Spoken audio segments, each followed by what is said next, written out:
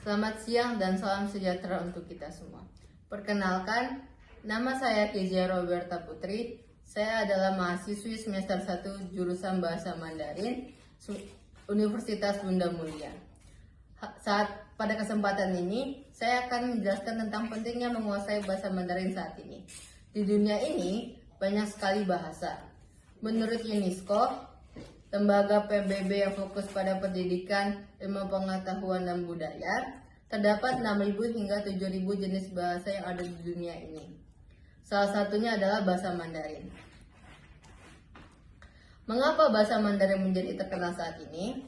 Hal ini tidak lepas dari berkembangnya negara Tiongkok dari waktu ke waktu, yang membuat bahasa Mandarin menjadi salah satu alat komunikasi incaran banyak orang. Diperkirakan lebih dari 1 miliar orang di seluruh dunia telah menguasai bahasa Mandarin. Di masa lalu, orang-orang hanya mengenal bahasa Inggris sebagai satu-satunya alat komunikasi antar negara. Akan tetapi, kini kesadaran akan penguasaan bahasa asing sudah tidak lagi sebatas bahasa Inggris saja. Masyarakat dunia mulai tertarik pada banyak bahasa negara lain, khususnya negara-negara yang berkembang pesat di bidang ekonomi, termasuk negara Tiongkok. Negara Tiongkok memegang peran penting di bidang ekonomi seluruh dunia. Kegiatan bisnis negara ini secara tidak langsung telah terus mempengaruhi peningkatan minat pembelajar bahasa Mandarin secara global. Salah satu contohnya yaitu misalnya saat kita mengecek buku petunjuk cara pemakaian barang, kita pasti sering menemukan opsi bahasa Inggris berdampingan dengan bahasa Mandarin di dalamnya. Itu membuktikan bahwa kini bahasa Mandarin sudah mendunia.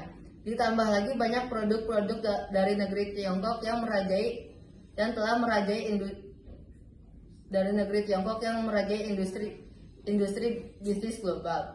Hal itu membuat bahasa Mandarin makin menunjukkan eksistensinya kepada penduduk dunia.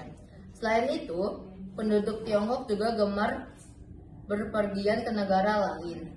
Kondisi ini tentu membuka peluang kerjasama di bidang pariwisata bagi mereka yang cakap berbahasa Mandarin.